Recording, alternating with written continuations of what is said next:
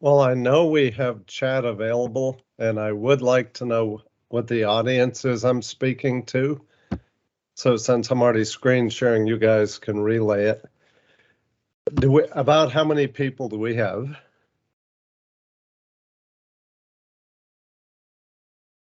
Six, I believe. Okay. And what do we have with backgrounds from those in attendance? What's your experience with front-end frameworks?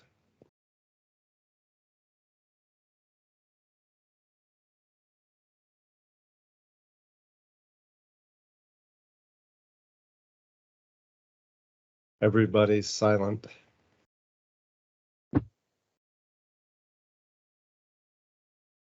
Okay, Cisco.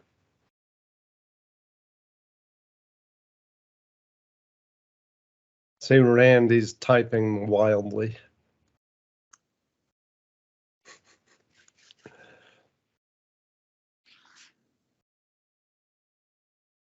Okay, well, I started out with JavaScript, and I'm curious if anybody can tell me the JavaScript framework that was popular before jQuery.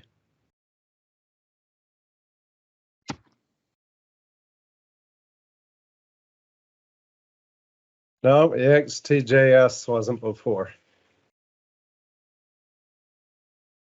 Anybody remember Prototype? Yes, I do, because you presented on it to our group.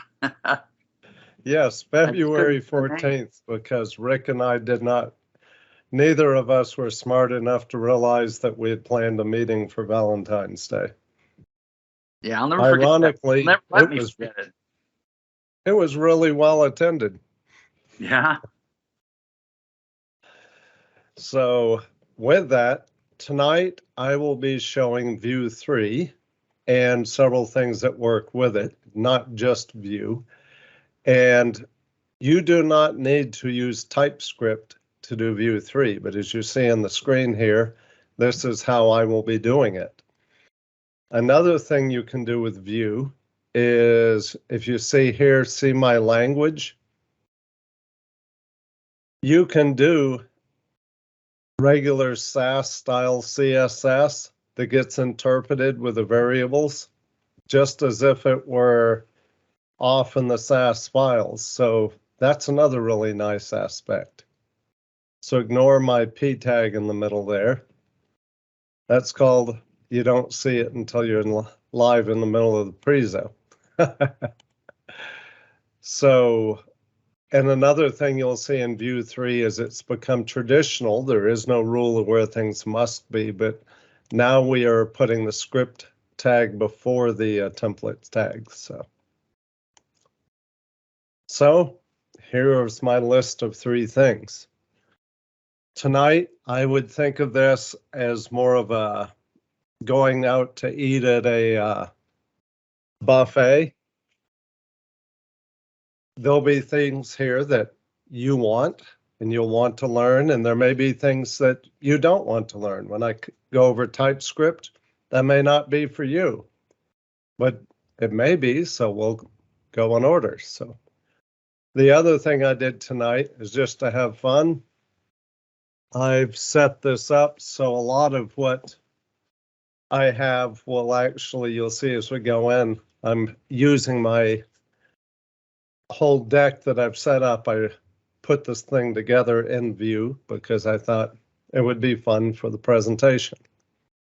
So once you get all set up, you'll just do your standard node package manager and install Vue Router, because Vue Router is the key to progressive web apps or single page apps. And I will show you the router file here in a moment. The router code is in the source router index dot, as you notice, TypeScript. If you're using JavaScript instead of TypeScript, just put JS. So, and this is the actual file that we're looking at here. So I'll go and look at that first here. And wrong one. Nope, that's it. So source router. Now, you can definitely get a lot more fancy than this. You can set rules on your router so that someone has to be logged in. All of that type of thing can be done in your router file here.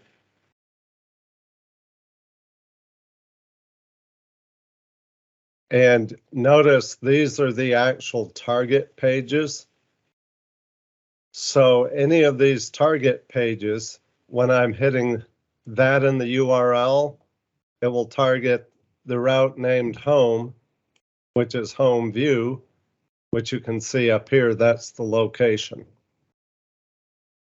And likewise, when I'm showing Cypress in a little bit, the Cypress view is just located there.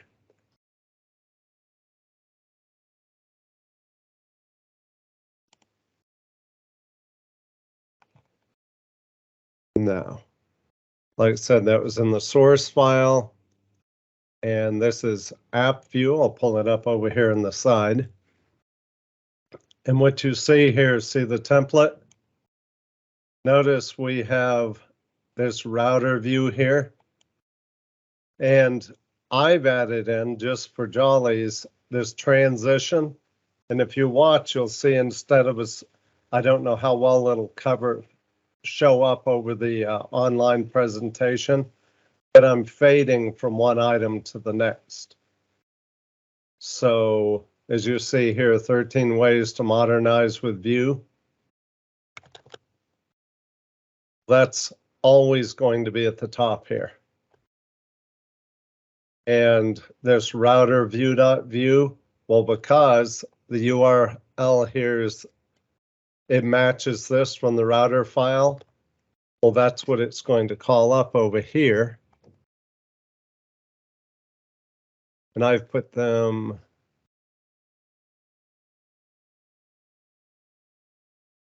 And this is that file.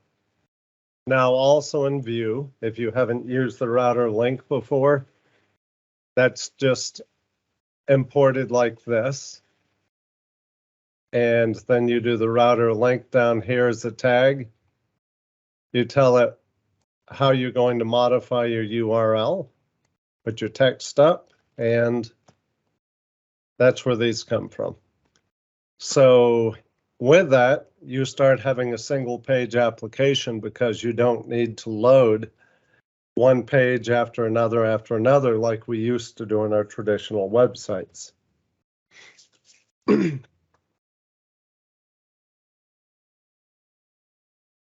And I would love it if you treated me to steak, Randy, so I did see that.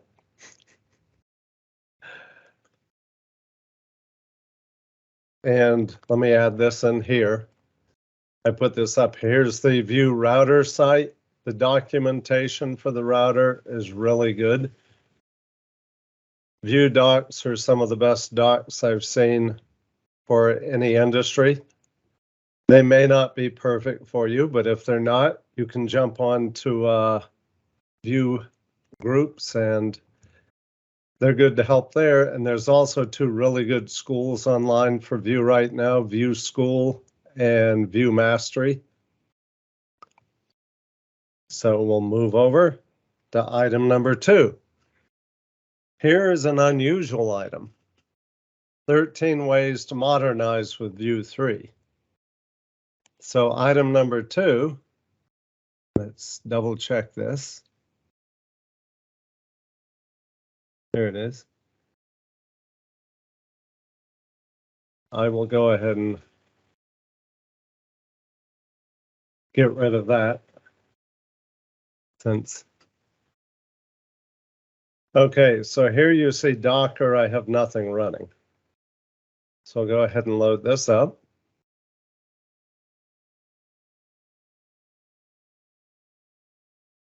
See my Docker compose? What that says is it's going to want to start this in port 8000. So what I'm going to do is come down here.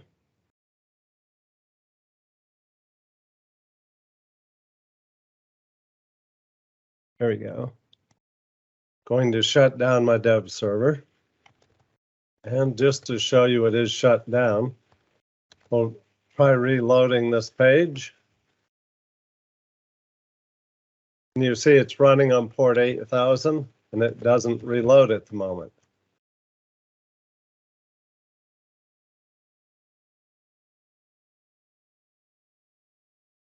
So we're going to load this via Docker.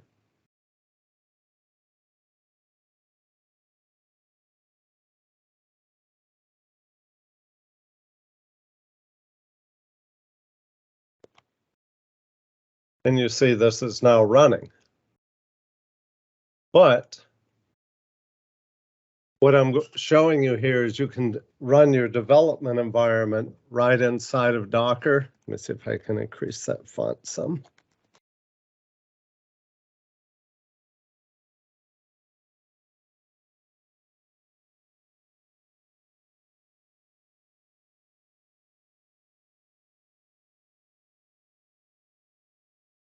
And you see here's all those files. So now you would do npm run dev.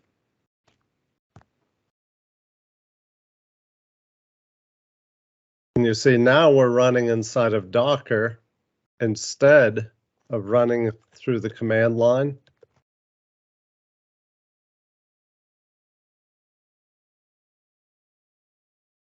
And there we go. Our presentation come up, same place as it was before, works the same way. So here we have that file that I just showed you, and this is all I did for the front end. And remember, I went into the var www.html app folder. Well, this was just looking at the front end here. So it runs the same way. And then you just run your Docker compose up. I did not do the D. If you root -D runs it detached, which gives you back control of your command line. Then you can go in like this from, if you're doing this direct from the command line, that's a way to get in and get into a shell like I did, except I did it via the Docker dev tool. And that is, no, you will see here, I'll talk about it in a little bit. I'm using Vite instead of WebKit. And one of the reasons I'm doing that, if you're familiar with people showing this type of technology online, it always takes a long time for it to start. And it always takes a long time for it to update. So I have a link here. This is where I got the tip on how to do this. So anyone who wants it, I'll try and get show notes for you. So that's the way to use Docker as a container to do this. And now just for, I will show you this that I had running before.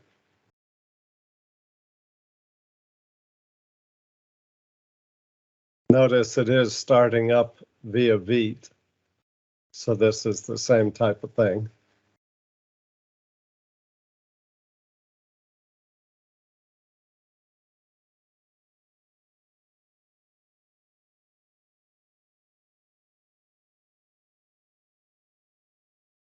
Except this is the Windows one, not the one inside of the Docker container.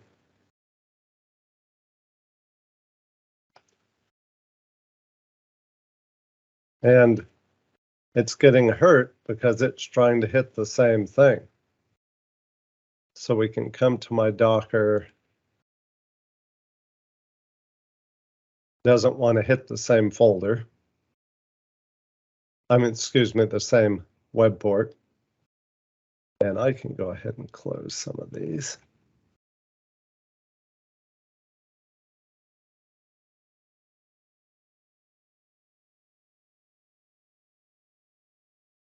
I'm wondering if I hit dev less build. If I did, that was an error. And you see this makes it available on all three of these. So I can pick any one of these.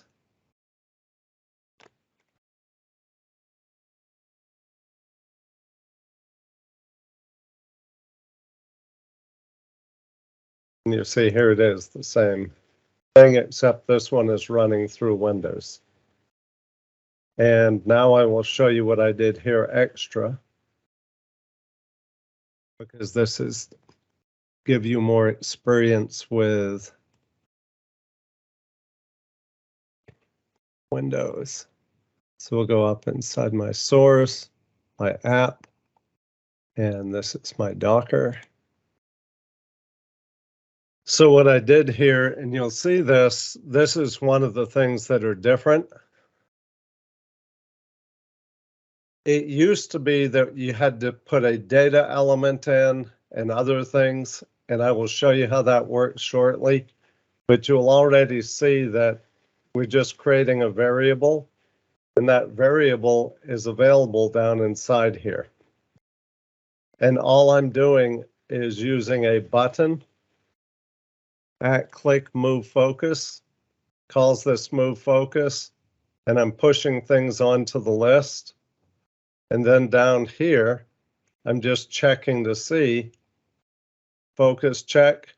I'm looking to see if Docker Compose has been added to that list yet.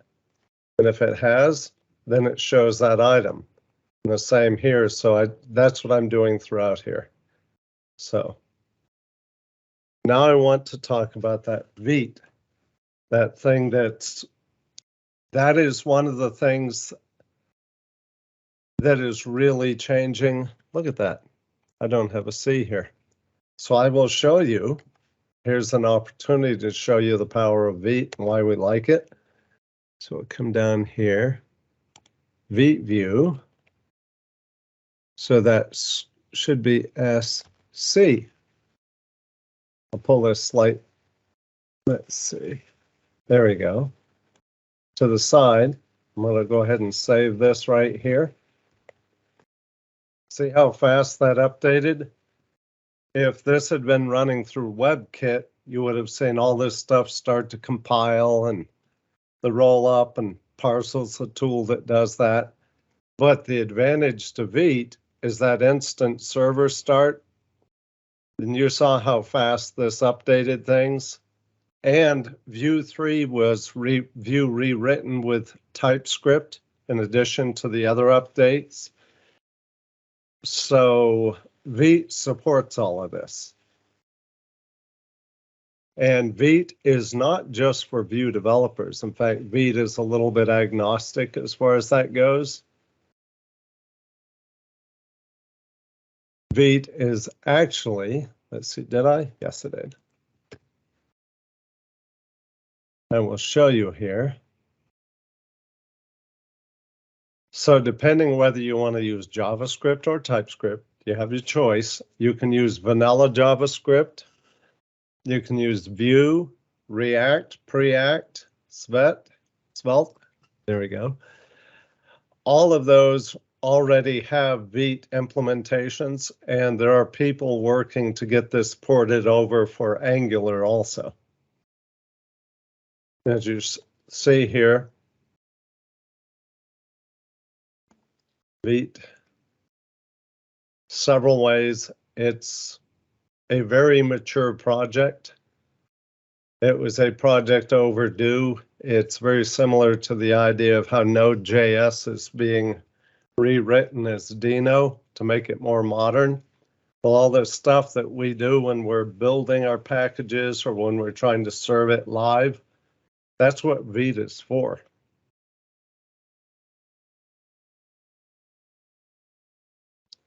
Now, TypeScript.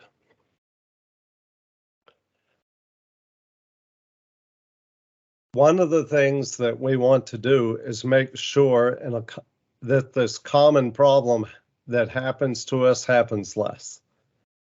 One of the most common problems with a non-strong type language is things get to production and a variable that doesn't match the type that we're using ends up being loaded with data that doesn't work. Well, with TypeScript being more strongly typed, that doesn't happen anymore. Well, very rarely at least. And the IDEs, because of this, can tell us there's a problem while we're still in code. So before we ever build, before it gets beyond us, they just start flagging us right off. So like I said, it gives more hints. And TypeScript converts to JavaScript when it actually comes to the browser. And there's also tooling beyond the IDE. So here, I wanted to bring up the point. If you are a React developer, you're probably programming in TypeScript. If you're an Angular developer, you're programming in TypeScript. If you're a Vue developer, you're probably new to TypeScript. But a lot of companies have sort of adopted this as a standard. So if you're going to be in the arena and fight for a seat at the table on the front end in the future, you pretty much need TypeScript going forward. That doesn't mean you need it today, but it is becoming more and more of a significant piece in the roles. So, and as far as TypeScript goes, TypeScript is a little odd. It's like learning to drive a clutch if you've got used to JavaScript. It's not actually hard at all. And you see here, it'll make assumptions, but there's a handbook, playgrounds. There's plenty of resources to learn it. So I just wanted to, again, this is more of a come and learn what's out there. We're going to learn about modernizing Vue, because I certainly couldn't teach this to everybody in one night. So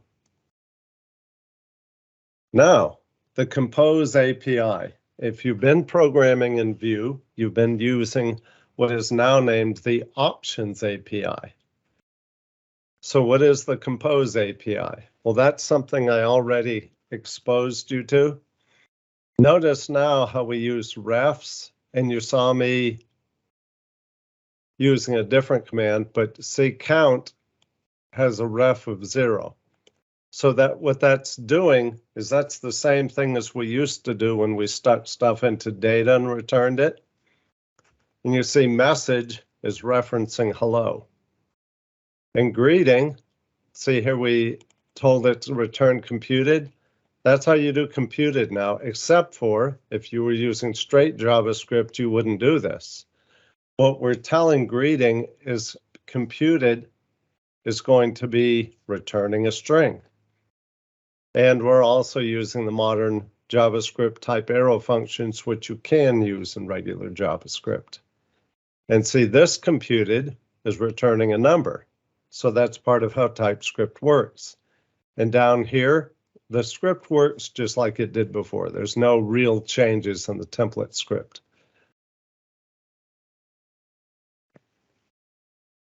So see down here at the bottom, see it up here, we have our message of hello. So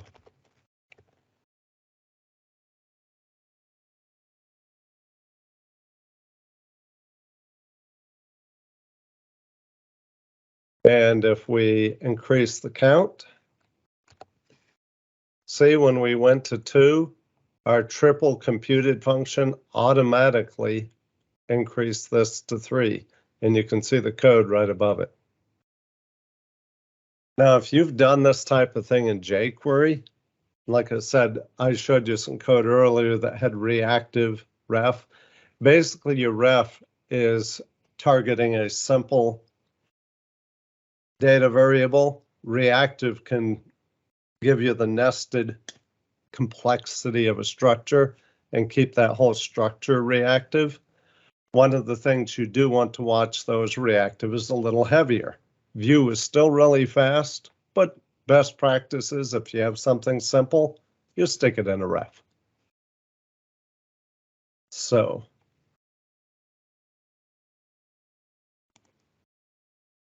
and let me just check while I'm digging along here. Do we have any questions at this point?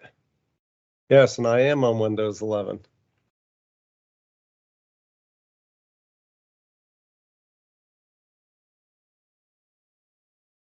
I don't see any questions yet, so we will keep digging forward because my goal is to finish this thing in under an hour this month. Last time we did this, it went over, so we're digging through. And speaking of which, we're on Dev Tools here, so let's see, where does that bring us? So we're down to 0.6. So production versus development.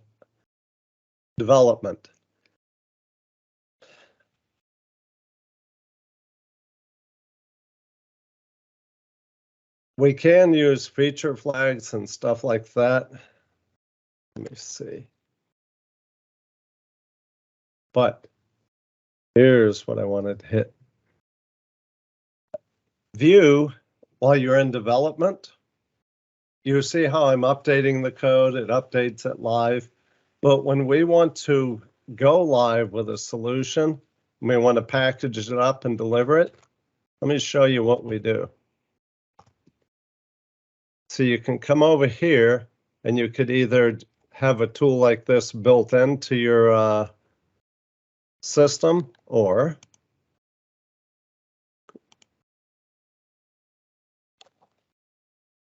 let me increase the font size there.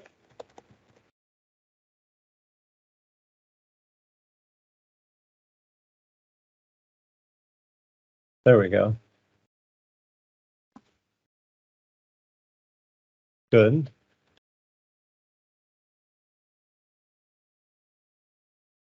So you do an npm run build, and before I do that, if you notice here, there's my VSCode folder, Cypress, node modules, public. That's all we have. As this builds, I want you to notice what it does.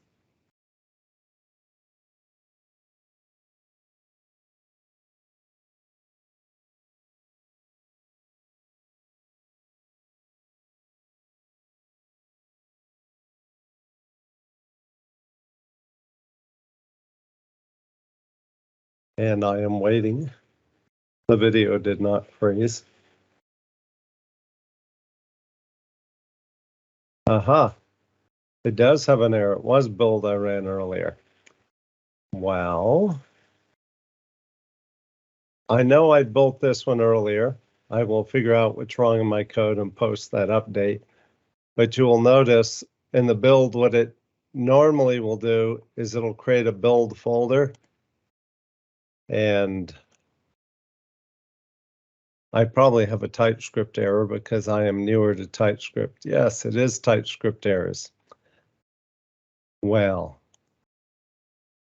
that is, I cannot show you a build tonight because I do not know TypeScript well enough to troubleshoot that on the fly, which is one of the problems with learning TypeScript. But as it's showing here, with your build tools, it creates a dist folder, and you can create an alternate name for that if you want. And all the files that you will deliver up to production go in that folder. Some of the other features that I'm going to show you, like the dev tools, the dev tools will not work with a production package piece of code, but they will work with dev code, and I'll be showing you that shortly. So, and you will also see logic that you can put in. And as you go down through these things, one of the things that you can do is tell it to run this code during production, this code only during development, etc. So if you have that type of need, that's available also. Now, Volar, there was a different plugin that was popular with Vue 2. They have a new plugin that they're using, and this Volar installs all these different things. So yes, if you like to use ES6 style JavaScript, it's there. Adds auto tag close, the modern CSS autocomplete and so forth. So this is a very good thing. And I know I had been talking with Rick and he mentioned this, but Rick, yes, with this, Vue 3 does add prettier. So you can have your, I believe that is the code formatting that you prefer. Now that environment configuration, I want you to catch this because see all these variables here? Well, let's go look and see where those are coming from. See that Vite topic? When this thing spun up, it spotted that environment file, and you can add environment variables that you pass in. And some of these environment variables, they're there by default. You can see this is not running in production, which is what I had told you. You can see that it is running in dev mode. Development, there's the base URL. You could set that and have it run at a different level. And using the environment variables, you can set it up and have a package system that with this environment collection, it's set up to run one way. But let's say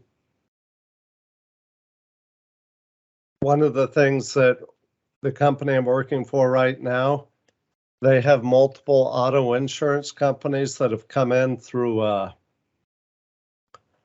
mergers. And when they did a merger, they've got mobile apps for the main company and for the secondary company that's still carrying some of their name brand because, you know, different states may require that for a certain season or something. But they've chosen that, so they have different mobile apps.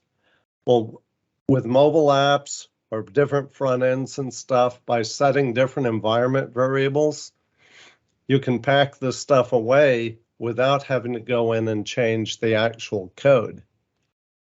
So that's your big advantage. Environment variables, if you haven't learned to use them, not just with front ends, with back ends, I strongly recommend it. And we'll load these up here.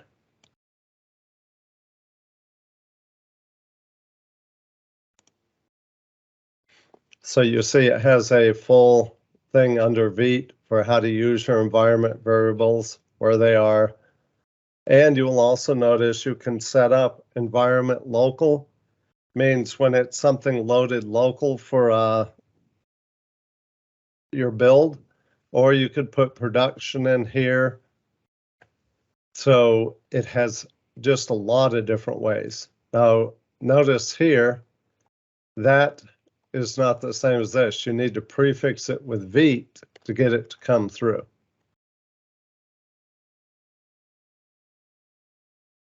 And modes, this is what I was telling you, you have development, test, and production are the three common ones. And you may want to do different things at different times.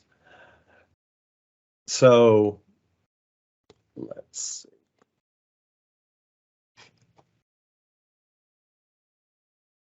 Now, who in this room has tried this room? Yeah, I'm still not aware I'm remote.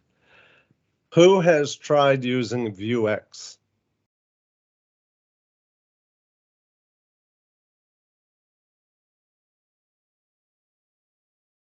Nobody. Vuex, wait a minute. The typing begins. Good. Vuex had something in it called mutations, and mutations were created for the browser dev tools. And let me just see where. Now, I did not come over here and show you that. Should have while I was here. That's what I was. See here, this is your browser dev tools. You notice with this, I can look at my components that are on the page.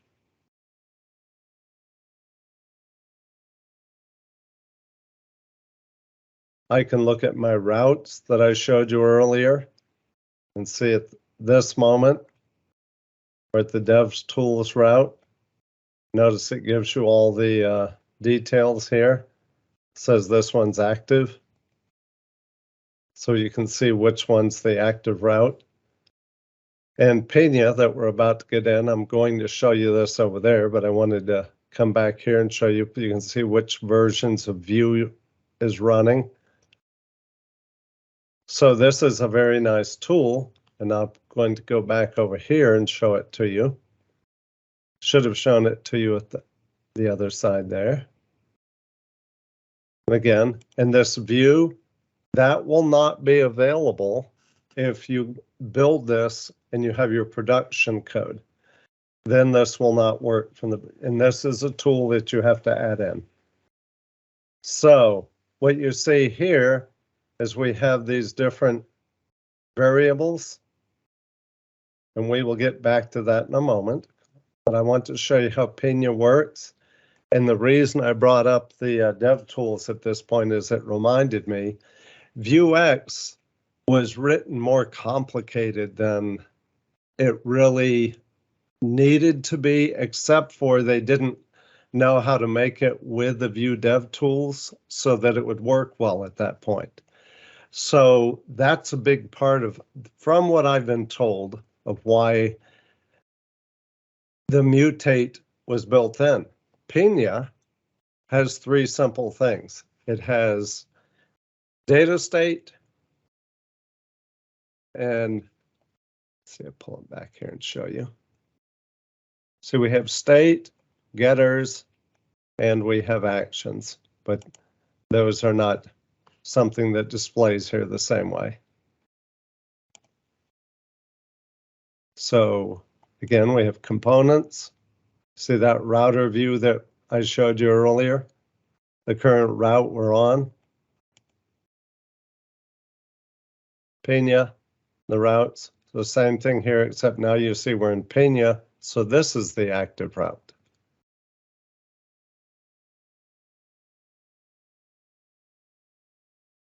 So as I stated, mutations no longer exist.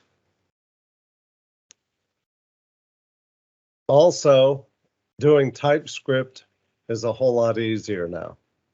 You don't have to do, there used to be a complicated way to do wrappers with Vuex. You don't have to jump through the hoops anymore. Now, maintaining state is as simple as the rest of the code in Vue. And you don't have to do the fancy cryptic codes. You don't have to do the nesting. You still can do namespace definitions, they're just not required. So this is the, and it's in the docs, this is how you install Pinia. And what I have here is a simple to-do list. So you see I have some getters over here, and we will scroll up. See my getters, finished, unfinished to-dos, and filtered to-dos. Pull this up just a little. So let's say we click this one and this one. Now these are all finished to-dos, and you see even in the tools over here, it's doing that. Another thing you can do, by the way, with this tool over here, you can serialize and copy the data state the way it is at a given moment, and then you could come back and reload it, and it will put this back in the same state. So you can do time travel with your data state. Let's see.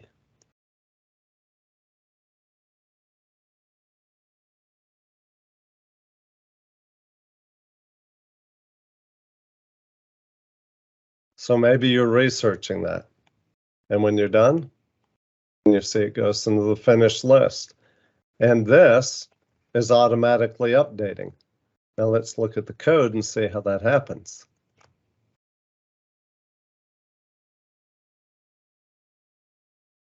source app.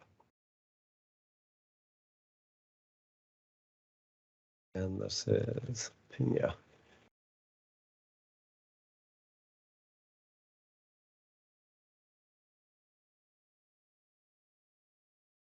Okay, so you see we have our to-dos, and I reset this because every time it comes to the page, if I don't, it adds these items, and then we end up with them on there multiple times. So since I'm not building an end-of-the-line app, I just wanted to keep this simple. Now you notice here it's saying use to-do store. So this is what the to-do store looks like. So we include the import the defined store from Pinia. We create a constant use to-do store, which is just a naming convention. We define the store as to-dos. We'll call it up here. So we see the store as to-dos here. And then we create the state, which is just an array of to-dos. And you notice here in TypeScript how we do this.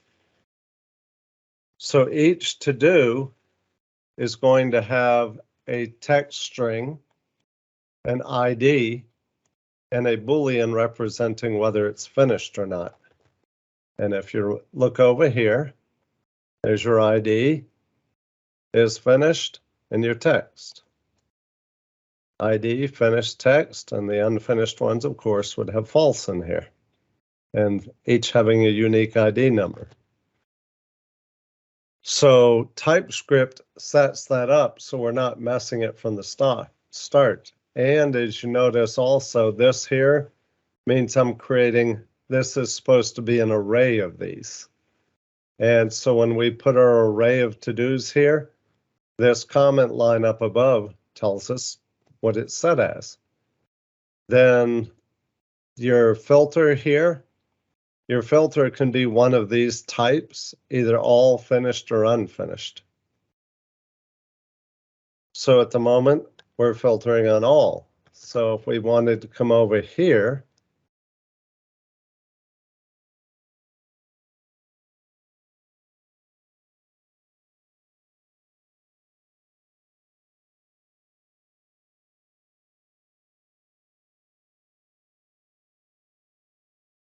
now if we look at our filtered, now it's just showing the finished ones, which matches this list here. And yes, as you see, you can also inside your Vue Tools, you can actually edit your data and everything just auto reacts. Again, also, if you're not used to Vue, Vue is built one of the languages, the libraries that's built when I change the state of my data, my DOM updates itself to match the state of the data. It's a reactive DOM. And that's the reason it's, you look at this and there's absolutely nothing wrong with jQuery, but down here in our code, let's see. Okay, that finish section, what we have is finished, unfinished, and all it does is a for list, and it's looking at my to-do. I'll pull that over here on the side so we can look at it like that. So see, here's my getters, finished to-dos, and it goes through and does this filter. So this is a standard JavaScript array filter. And for each to-do that has the is finished value set, or the unfinished ones does not have the is finished set. That's all it has to do. The filters is pretty close to just as simple as that. And doing that, that list that appears to the side, that's how we get our list. And all these just appear based on changes of data state. So that's one of the reasons I like Vue, because you can do some pretty fancy stuff with this. And this is some of the more basic fancy. But doing this with jQuery, it was more fun than doing it with straight JavaScript. But especially since JavaScript didn't have all the features it has now. But this is a step up.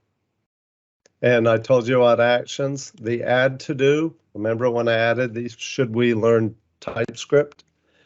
This is the action here. So we're passing the text in and is finished. And then we pushed to our to-do list a text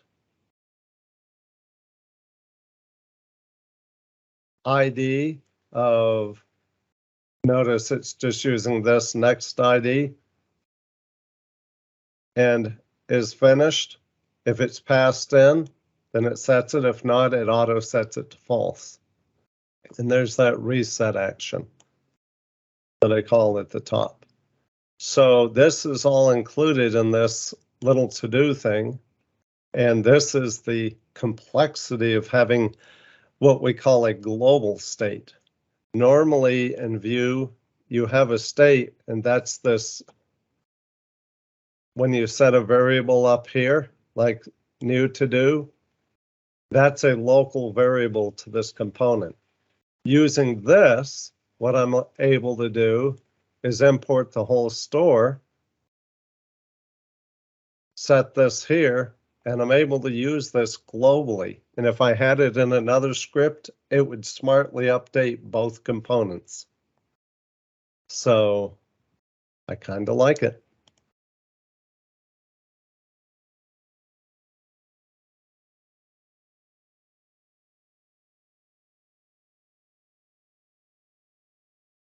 Good, I'm glad you like it, Rick. It's sort of strange seeing stuff that's powerful and simple. It reminds me of an old, I think it was AT&T used to have a slogan. It's up to you to determine whether you think they achieve this. But one of their old slogans is, it takes technology to make things simple. And we all know the path to getting to that level of technology is bumpy.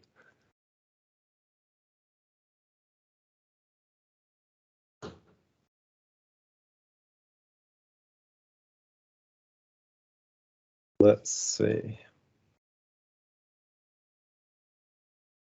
You know what? I don't know if I have a, there we go. So unit testing. I'm just going to show you some basics here, but this is something that we should be doing. One of the things that they're adding to the Vue 3 series is ViTest, which is a Vite-based testing system, again, to make things go faster. And the other benefit it gives is ViTest is you don't have to add as many settings in to get your test set up. So we'll load these 3 up. So if you're interested, there's a difference between these different types of tests. I will be showing Cypress. Cypress is not traditionally for unit testing, although they're working on adding some stuff in. So that may be playing a different role here in the future. Just is really good, but again, just you have to add more pieces in to get it rolling. And there's this is just here so you know that you can come to the ViTest down in comparisons and you can walk through and look at it. So if you're familiar with one of these tools, they've given you some guides to compare. So Vite, we already know what this is. And if you're doing testing of your Pinia resources, yes, they do. They teach you right in Pinia how to get these tests and stuff set up also. So let's jump over to here and we'll go ahead and run some tests. And then I will show you the code to the test, but you'll see that's exactly what you have. And up above here, we'll take a look at those tests.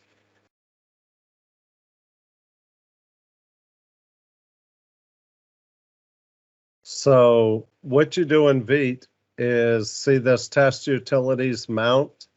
So we're importing a component called Hello World, and we're going to test, did it mount the component? And they have all these little things that you can find in the ViTest docs. And we're just looking for this to be truthy, which means not true, but it's not an empty string or it exists. You will get used to that if you haven't done testing before. And so what we do is we create a wrapper by mounting the component created above here. We pass on these props with a count of 4.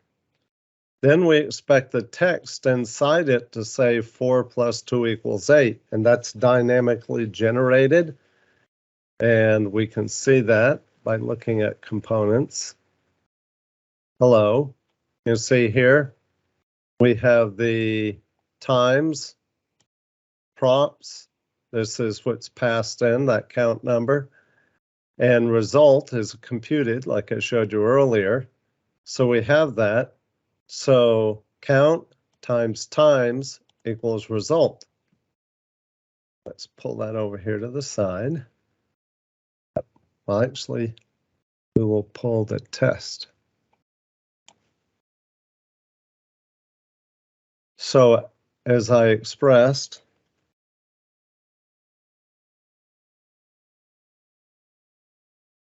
there we go.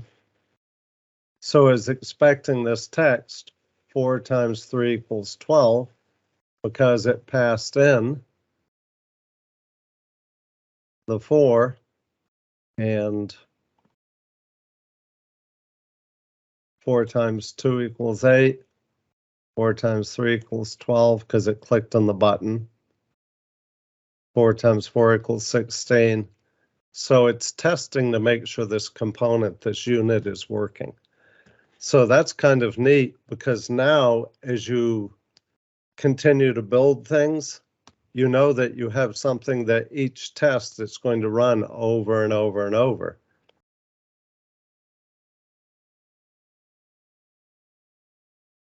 If you change that code, you'll also notice it reruns the code immediately, and it's going to say 4 times 2 equals 9, and they were expecting this to be true. Go back and get rid of my mutation, and we see here it runs again, and it's correct. So these tests are always running live. We can see those as we go. So if we're building tests on our components as we go, this is a little bit more friendly than most of the test stuff that I've done in the past. And you can look at the other ones if you want to when you get around to it. I want to keep our pace going so that we can continue through the salad bar so we can get Randy over to the steaks.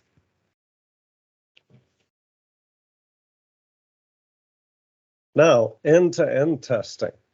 This is, if you look up in the URL, yes, this is my Cypress. So number one, you can set up automated test scripts. The difference between end-to-end testing and unit testing is that unit test ignores everything outside that component. That's the goal, so you can see that the pieces all work on their own. End-to-end testing is integrated testing. Now you're going to make sure they work together.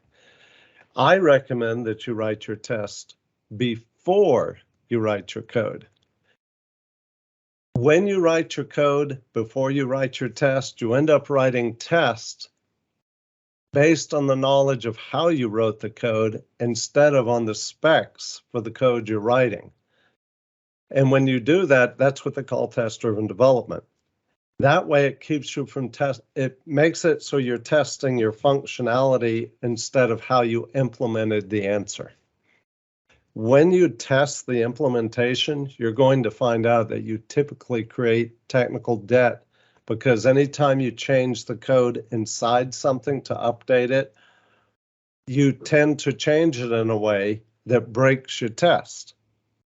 And then what I have found workplace after workplace is we tend to not upgrade our code when we could make it more efficient because we also have to go back and upgrade the test. So with that, you can have test suites and you'll see there we go, look, recorded. So we're going to make that point again. So where was this? Components, app. And this is, pull it over here. So this is the Cypress one.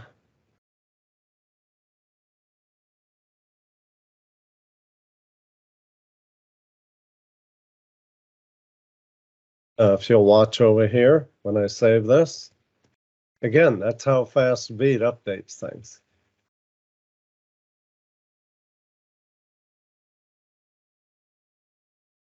And you notice the app just kept running. I wish I could tell you that I spelled these things wrong just so I could show you that feature, but that wouldn't be honest.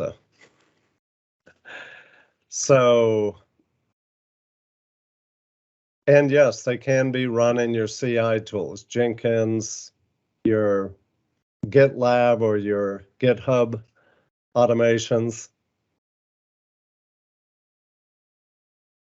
This is how you install Cypress. If you use the save dev, it creates a copy that's specific to the project you're working on. So now I'm going to go over here and we're going to run this.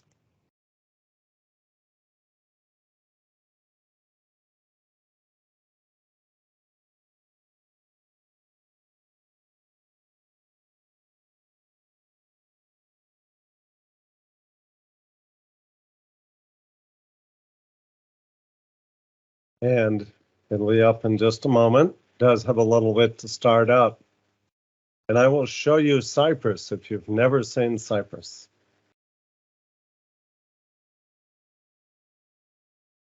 It's running apparently a little slower because we're doing the screen share meeting. There we go.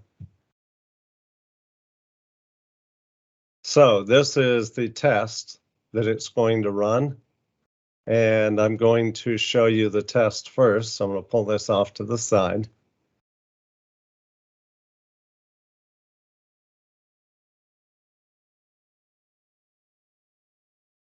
Okay.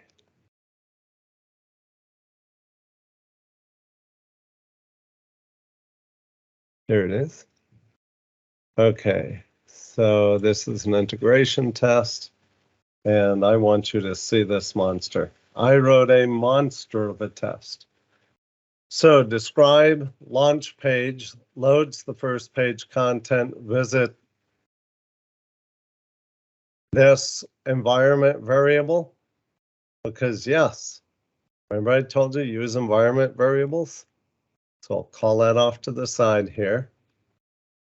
Well, that's not the one because we're in Cypress.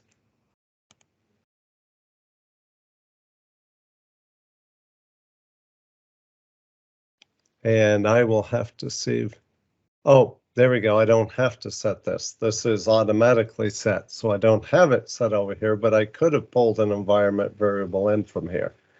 So you do have that feature. I wrote that a week ago, so I didn't remember. And then we're going to look to see that this text exists. Then we're going to look for a web link that has this text in it. We're going to click on it. And the URL at that point should include this text. And it's going to continue down this thing, clicking and working through the site. Even at some point in here, remember that page where we had the count and the triple count? And see down here, we're going to change the number. And we're going to select all of the update count, change it to 33, and this triple should change to 99. Then we're going to select all for Bob and see if this contains the correct greeting Bob.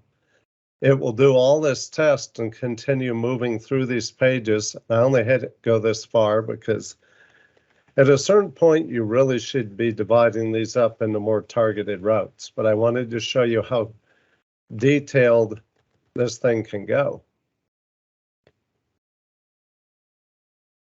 Oh, it's over here in the set, my other monitor. Now, and it goes, and you notice this is loading right in a browser, and it's just stepping through all those features. So basically, here's the presentation we've seen up to this point. I had it pause on that page with updates. Really cool features. So let's go back to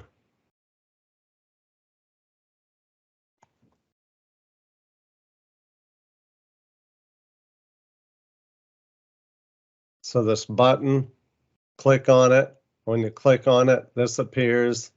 Click on this button, and this appears. Now what you're seeing, this is doing sort of a time walk through the code. And see the little red mark on the little button there? That is showing you when you click on this button, this is what happens.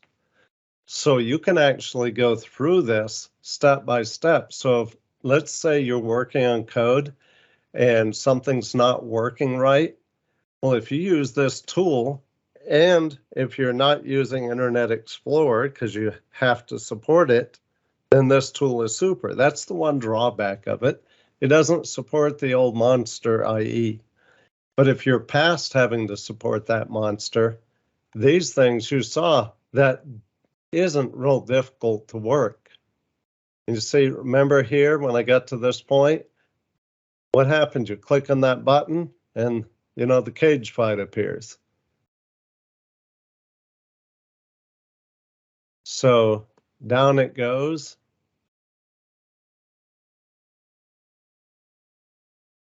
Now that's neat, but let me show you. What are we running here? We tested that in Microsoft Edge version 100. We could also swap over here and test this in Firefox. Same script, same walkthrough.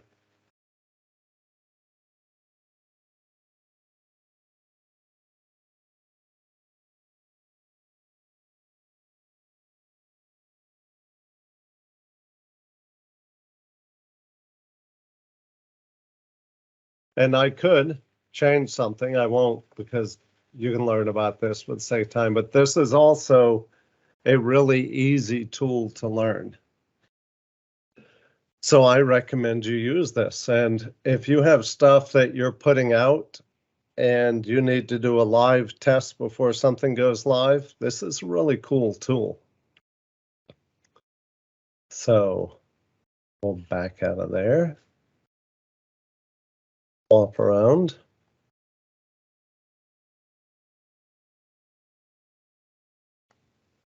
Now, anybody here heard of Mirage.js?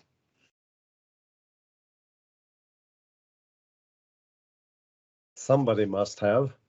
Mirage.js lets you create a virtual imitation DOM. And I will show you how that works.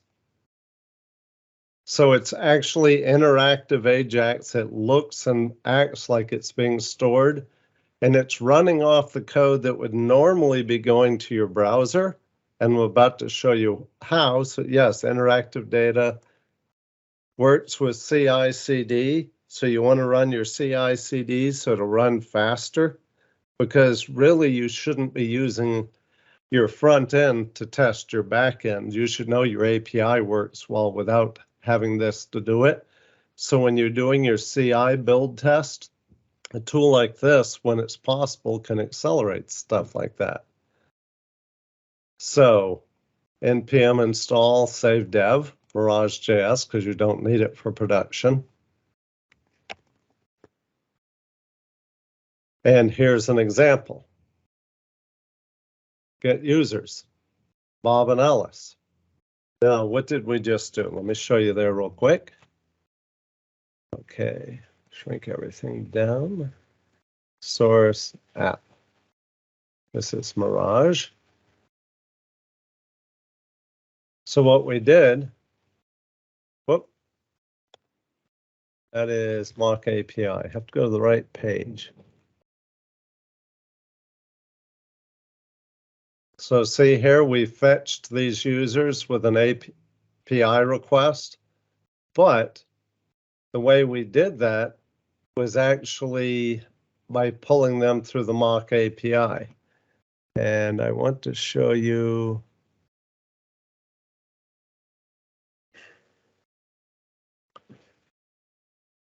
Data users.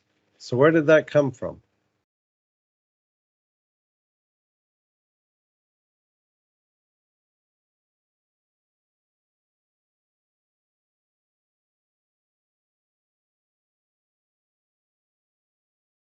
Now look here, process, environment, node environment. If it equals development, then we're going to run make server. So what is make server? Well, let's click here. Let's go over. And you see here, we're creating a model, and make server says if this is development, we're doing this again, let server equal create server, and our models, use model, whoops, sorry there. And what we're doing is we're seeding this with two variables. So we create one user named Bob, one user named Alice, and then we're taking and saying, okay, if someone calls API users, then I want you to return all the users. Now there's more that goes into this. You can create related data. So if you had users and addresses or users and courses they were enrolled in, you can mock all of this in there and it'll act and function just as if there were a backend API. I'm going to load the page fresh again. Going to go down to inspect so you can see this. So here's our network request, run all. So you're expecting an XHR because that's using fetch. But when you do that, nothing went here because it intercepted it. And that interception, if you look at the console, Mirage intercepted this request, API users, like I told you. And here's the response, users, an array to users with these values. So it's acting just like that, and it'll store data in addition to deleting data. So it's nice. So this is another tool I recommend you learn. So now beyond cookies, and if I'm right, yes, this is my last screen. I've made it to the last screen. So I'm hoping you found something that, Randy, this is the steak. And on this one, I even got fancy here. On this one, I can walk forward and backwards in the slide presentation. And just for a quick show, what you can do with Vue on that. So this is, what is this? Oh yes, local store. So that's this one. So all it's doing for that walking forward and backwards is I have this forward focus check. And as I push forward, it's just walking through this list array of, or collection of lists.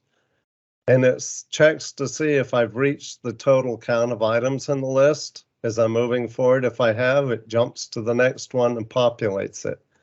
And just like before, it's just using a focus check and checking to see, does this item exist? If it does, go ahead and put it up on the screen. So that's what it's doing here. Now VueUse, I want to show you this.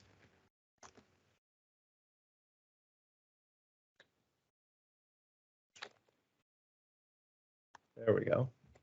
Have to go to the right one. This is a library that's built to work with Vue. And if you're still using Vue 2, this works for you also. So it has a whole bunch of functions, a lot of people working on this. And what you'll see is it can help you with state, animators, sensors. If you're working with Electron, Firebase, just a lot of different things. So, and you see it'll work with Nuxt also if you're working with that. You're still working with Webpack instead of Vite. Works there also, works with Vue CLI. So over 200 functions. It's written in TypeScript. It'll work fine with the JavaScript, but it works with the TypeScript. Like I said, 2 and 3, it does tree shaking to make sure no extra code goes into that build that goes to the browser. And there's no bundler required. Mentioned it works with Nuxt. All you do is run this in your project and spin it up. And here's an example. How do you like that? So see this mouse and this little counter here? Want to see what code it took to create that? Well, let's take a look. Okay. See well, I'll show you the resizer in a moment. I'll go ahead and focus check. Okay, here we go. See this X, Y, and count? This is just using a use counter. And it's deconstructing stuff that's available from the use counter. So you have count, increment, and decrement. And that's what it's using to put stuff here. There's the decrement, increment. So all of that stuff's just made available there. Let me see, I'm getting back up to it. Find, nope, it's not what I wanted. So you see here, click decrement, click increment. So that's all it's doing, the counter, that count, and the X and the Y that we saw up above here. That's just coming from these. This is all the code they were using to create that and to follow the mouse. And as the mouse moves, it auto updates. I wanted you to see this too. See this resize box? How's that for cool? Now, the last thing I wanted you to see, so I'm going to go back one. So we're at this state here. And normally, when I go to a page, it's always back at the beginning. See, if I go back a page and come forward to that Mirage page, it's back at the beginning. But here, it's still up here. It's not deep into this. What it's actually doing is this wonderful feature. Have you ever tried to store stuff in cookies? And you got to nowadays follow all those cookie rules and make sure everyone knows what you're doing with cookies, and cookies only store so much of this kind of information. Well, inside modern browsers, we have this thing called local storage. And you see here, well, that's the install phase. Now, this is the first example, and that's the second example. As you notice, they're both on the page. So as I move back and forth, it's actually going through here and storing the state. So when I go to a different page, or I could go way out here, come back to beyond cookies, and you see it still held that state. And that's using, let's see, how complicated was that code? You're going to like this too, I believe. See here, focus set and live, those two values. And it's using VueUse live and Vue focus set. And you see here, Vue focus set, VueUse live. I just set the keys and I store it up in here. And this is really neat because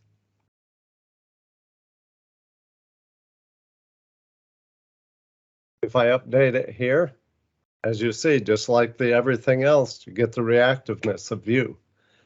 So I like Vue 3, and I like some of these new tools and the new ways things are being done. I think this is definitely the way to modernize. And by the way, in Vue 3, if you still like the composition API, the options API, instead of moving to the composition API, it'll still work. You can code just like you did before. So with that, I'm ready for Q&A.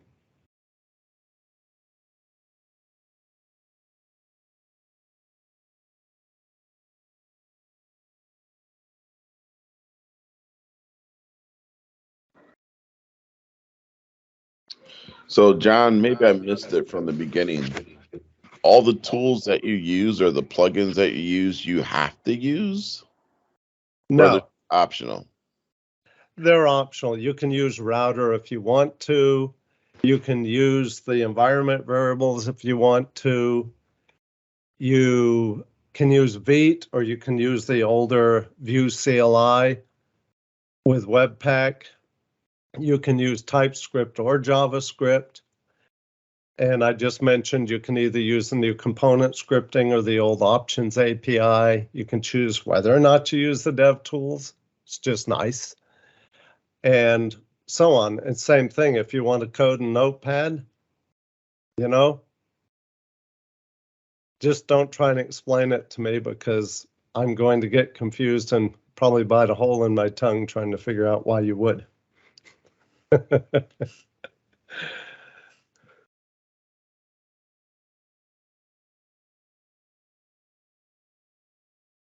Did that answer your question, Randy? Any follow-up you want on that? Yes, sir. That answered it. I understand like why you'd put together like this basic toolkit. And Yeah, this is just to give everybody a salad bar experience, a sampler bar, so they can figure out what they want to use and be exposed to the breadth and power that's available now with Vue 3 and some of these other tools. And by the way, Cypress, if you're doing a classic setup in Vue CLI or in Vite, it'll ask you if you want to put Cypress in there. So that isn't something I arbitrarily thought of. That's a pretty standard way to do Vue. Mirage, that wasn't standard. That was my ad.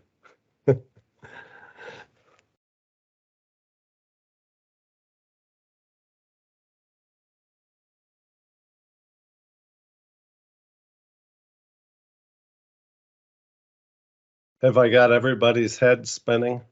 Am I guilty of overload?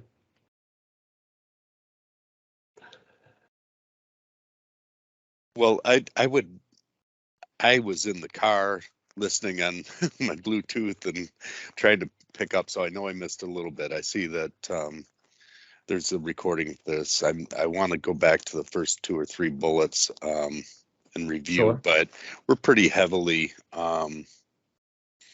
leveraging the Vue CLI at this point, Vue 2. Good. So we're trying, we've got ideas around component management. We're standing up applications that are relatively simple, but we have all the shared component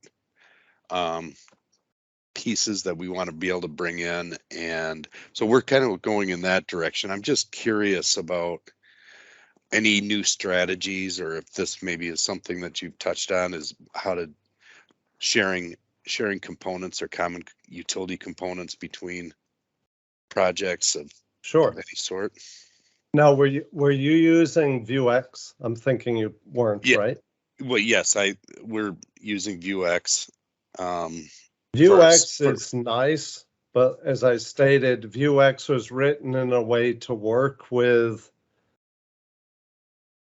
Vue Dev Tools, and that painful mutation thing you guys work with because you figured it out.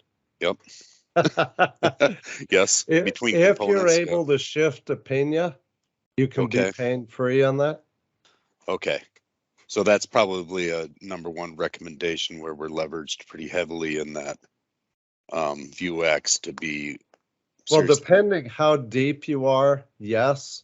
Yeah. But especially on a new project, that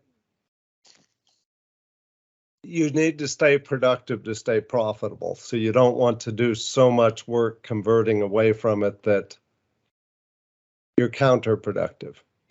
Yeah, we've got, we're targeting some legacy environments, completely different from, the Vue construct that we're trying to build some future, well, at least in my lifetime here, to get through. Well, I do recommend the global state management in these scenarios. And I will admit, I will use Pinia way sooner than I would have used Vuex. Okay. But when you don't use the state management as a global state like Pinia or Vuex, what happens is when you update the data somewhere, you will have to update nested components through the properties. And then when something changes in there that needs to be managed globally, you have to emit that state back out. So what you end up doing is massive baton passing of the data state in the properties out the emits, in the properties out the emits, up and down the tree. And when you have something like a user object that you can create in Vuex or Pinia, well, you can manage it globally. Yeah. That's just so much better. Yeah, and I've been trying different things. Started with the Vuex as a global state. And one of my more recent efforts, I wanted to try and get away from that, thinking I could have that. But in the end, because of the grandparent child of component nesting, it if I search for a function, I'm going to find it in 5 or 6 places, right, as I'm moving through. And that's been a eye opener from that. So I think I've kind of went both ways as far as that goes. And I think what I'm coming to the realization is that global state for that is right at once type thing, rather than all those emitters and the listeners and whatnot throughout your hierarchy. Just a second. I'm going to look off page here. The question you just asked, there's a really good, let's see. I will have to look at, maybe send me an email. Okay. Just John Farrar at sosapps.com. Sam Oscar, Sam apps.com. But there's a gentleman who has a real good thing about when to reuse components, because as you start getting cross teams and stuff, you can end up creating dry code can become a source of technical debt. And he does a real good job at describing. It's David something, I cannot remember his last name, so. But he was right in there with the original gang of 4. He wasn't one of them, but he worked with them. So he's definitely someone that has deep experience background working with theirs and lots of community projects. So.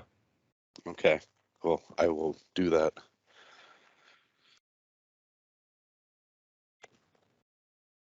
Thank you.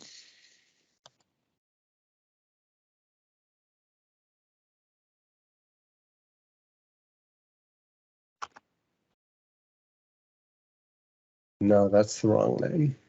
So, but yeah, so it's good to create these components, but at the same time, unless you have a specific library that you're going to go as far as learning how to create that entire import with an entire library, and I think it's worth learning, you need to make sure it's not manually updating the smaller things. Well, I'm going to copy, paste it in, etc. Yeah. No, you need a package manager to manage that. And if you're working for a corporation, then you're probably storing it in something like Artifactory, but otherwise, wherever that's appropriate. Yeah, I think we're kind of doing a little bit of R&D right now as to where we would like to go with this, but we certainly we do work with maps.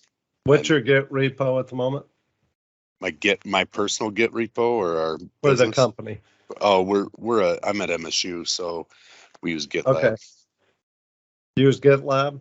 Yeah. GitLab has the capability of doing some of that. I'm not saying that's what works with your corporation, but Mhm. yes, GitHub has started to do that now also. So just include that in your research. Okay.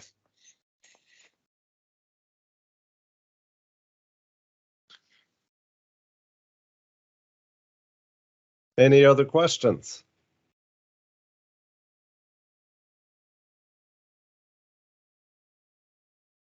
Any topic you would like to see in more detail in particular? Not tonight, but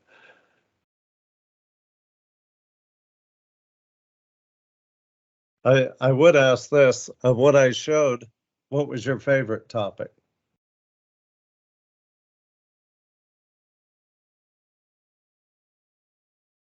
Working with.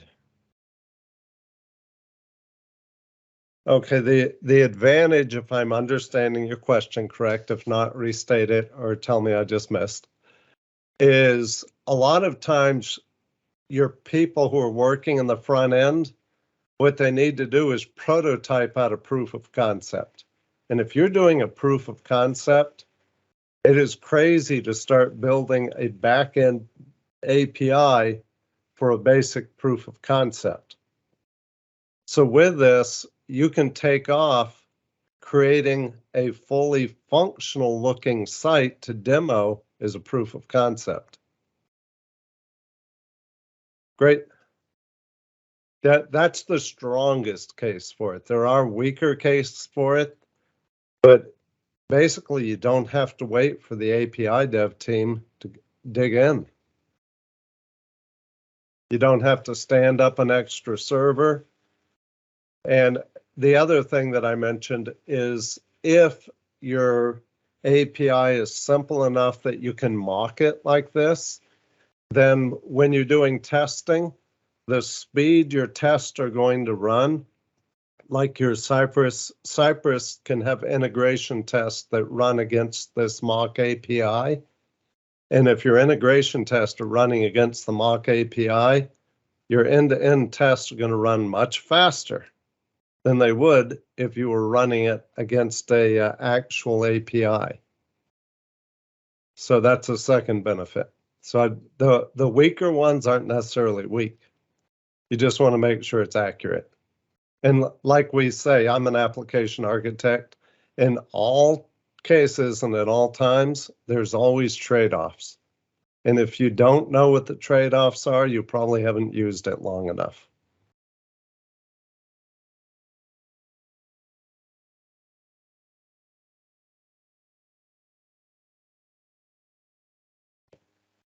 Glad to help.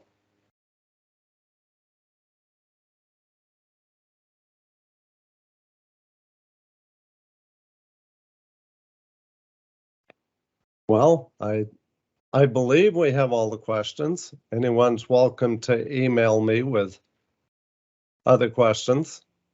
You can ask me if I'll write your project for you for free. I'll answer that one now. No. But I do enjoy helping people. I will tell you, this is my 45th year of being a software developer. Started 4.5 decades ago. And I know the pain of doing this and not being able to find what you and I both know is a simple answer. So because of that, I do not mind someone at least tossing a question my way. So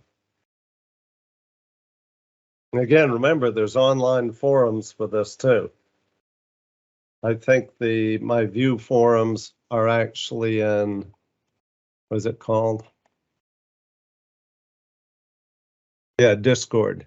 I think my Vue forums are in Discord.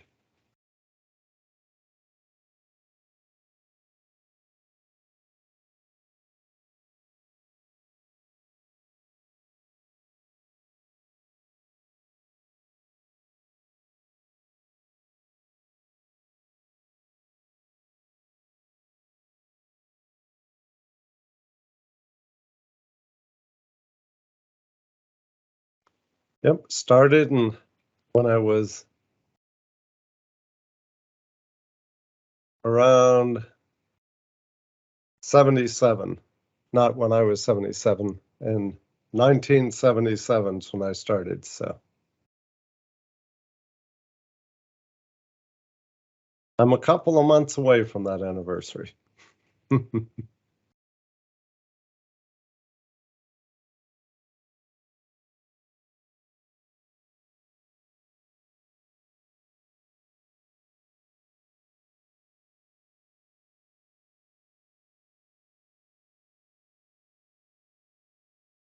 Glad to present. Thanks for having me. And let me know when you get the recording up, guys.